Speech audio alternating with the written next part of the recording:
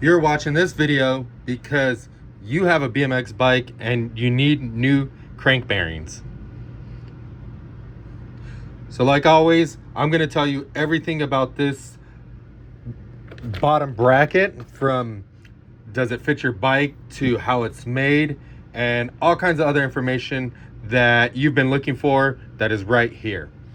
So today I'm going to do an explain and review on the Odyssey Mid and Euro bottom bracket. So yeah, let's get to it. First off, we're going to tell you everything about bottom brackets, from does it fit your frame to does it fit your actual cranks, and what 19, 24, 22, and what does mid, Euro, and American mean. So I'm going to help you guys figure out all of that so that you can get one of these Odyssey bottom brackets installed on your bike and getting you rolling smooth again. Okay, so let's get to it. First off, there's multiple different sizes of bearings. So let's get to it. There's a mid bottom bracket bearing. So this one is a size about the outer diameter of a Red Bull can, maybe a little bit smaller. Whereas American bottom bracket is going to be a lot larger, about the size of a soda can. See how much difference these are. American's going to be about the size of this. It's going to be smooth inside, and you're going to need a bearing similar to this to get, actually it's going to be a cup, aluminum cup, a bearing similar to this, and that'll slide into your frame in order to be American. The next size down is going to be a mid bottom bracket. So like I said, these are about the size of a Red Bull can, maybe a little bit smaller than the small Red Bull can, and these will just push right into your frame. Then the third one is going to be a Euro bottom bracket, which is about that size, maybe a little bit smaller bearing. I'll show you when I pull them out of the bags, but it has threads on it. So there's threads on the bottom bracket and there's threads inside the frame.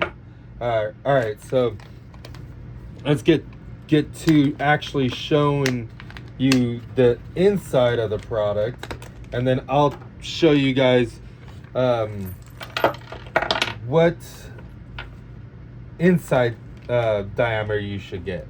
So the the mid bottom bracket comes with two bearings. These are mid bearings, and they press into your frame, and they come with a non-drive spacer. So this spacer will go like so on the outside of your non-drive, which is the opposite side of your sprocket. It'll come with this tube spacer. This tube spacer needs to be the same width of your frame. Usually your frame has shoulders, and the bearing will get pushed into it, and this rides on the shoulder, and then this tube will go there, and then the other bearing will go on the other side of the frame, and this spacer should be the same as the inside shoulders of the frame, and then the bearing should sit flush on the outside or slightly depressed inside of the actual frame.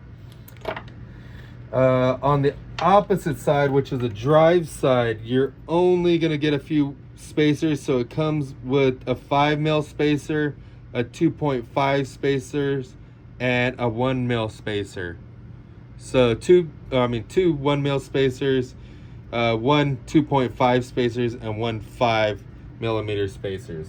On the drive side, what you're going to do is you're not going to run the actual cone like you did in the past. See how this cone here is pretty thick.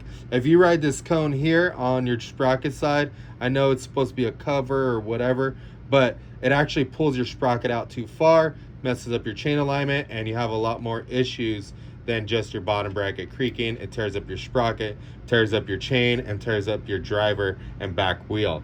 So don't put even the thin washer on here. what I suggest is running one of these, stack them to get your chain alignment, because cassette wheels nowadays are pushed in a lot further into your frame, not like the old school bikes where it had a freewheel that threaded on and the freewheel sat towards the chainstays. Back in the day, the chainstay used to actually, or the chain would grind your chains or your seat stays and eventually cut a hole in it because you ran your sprocket super far out and your chain alignment was really off.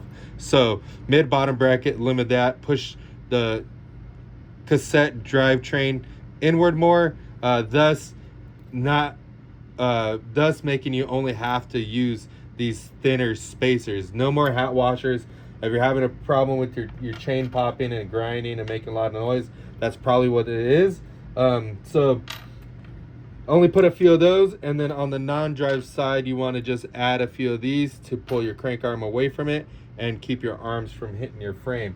So if you want to know how the bottom brackets are set up, so drive side on your right,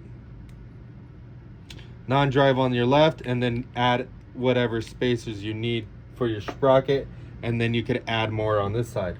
So that's a mid bottom bracket. That's everything it comes with. The same thing with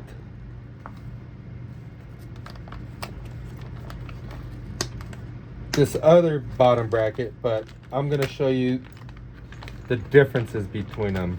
So if you're buying a mid bottom bracket, they come with 19 millimeter size bearings, and that's the inside diameter. Most stock bikes have a 19 millimeter spindle, so you want to pick the 19 millimeter size bearing.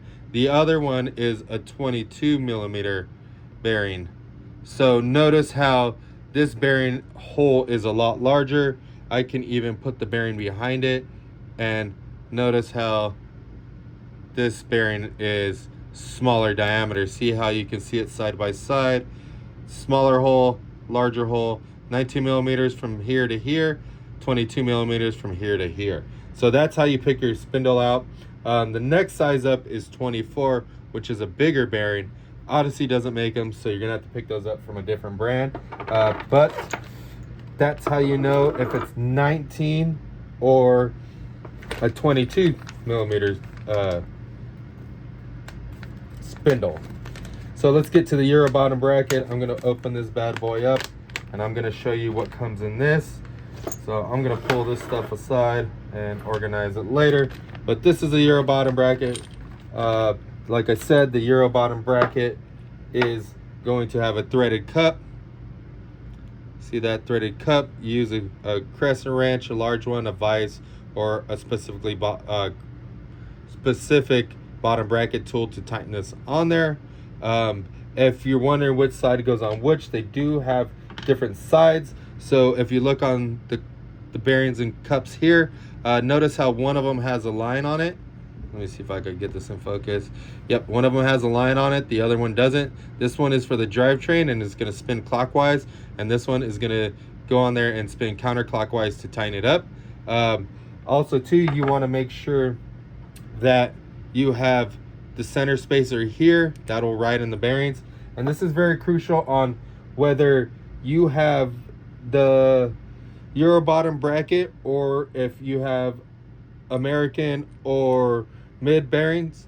You always want this center spacer to be in there. And if you have a mid bottom bracket, and let's say the bearings slide in there, and let's say they stop in the frame and they can't go in there any farther, right?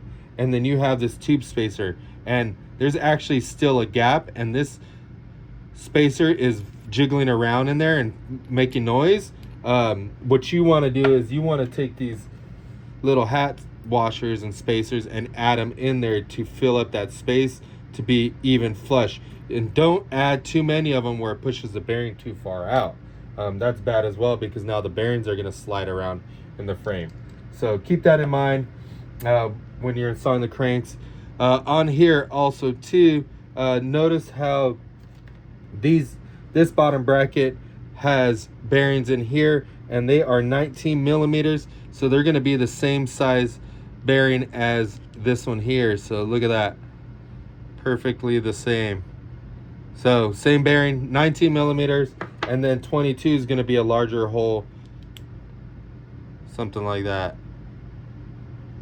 So these are available in both sizes, 19, 22. Pick them up. They're super easy to install. If your threads are gummed up and it's not easy, you're going to want to take it to your local bike shop and have them re-tap the threads on the Euro bottom bracket. It does get pretty pricey because they can ruin your frame, or your frame might already be damaged. But if you want to do it the correct way and it's gummed up, go to your local bike shop, have them re-tap the bottom bracket, and you should be able to thread these back in and be good. Going to what else comes with it. So you're going to get two different cones. There's going to be a smaller cone, and there's going to be a larger one. Like you already probably know, larger cone's going to go on the non-drive side, which is the bottom of the cups without the line. So that one's going to go on there, and this one is going to go on the drive side. But keep in mind that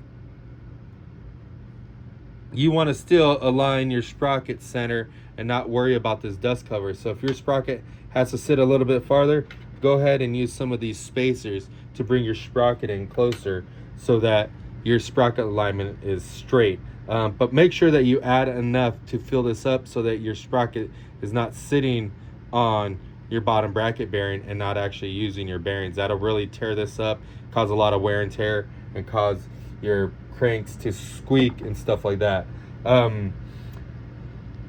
What other thing? What's the most important thing? If you're looking to get a bottom bracket, and let's say your bike's creaking and blah blah blah, and always check the pedals first. Switch them with somebody's bike that isn't squeaking. Switch your pedals, put them on your bike. See if the sound goes away, because 99% of the time it's your pedals. It's not your actual back bearings or your chain or your rear cassette or anything like that. Or take somebody's pedals, swap them over, and if your bike is still making noise from there, then go ahead and try a bottom bracket, swap that out, and see if that gets rid of the squeaking. But most of these bearings are pretty heavy duty, and I really haven't seen too many of them squeak because they're damaged or old or anything like that. Usually it's two metals rubbing or something like that, and it's most likely your cassette or your pedals. So definitely check it out. Hope you liked watching this video. Head over to stackbmx.com if you need one of these bottom brackets.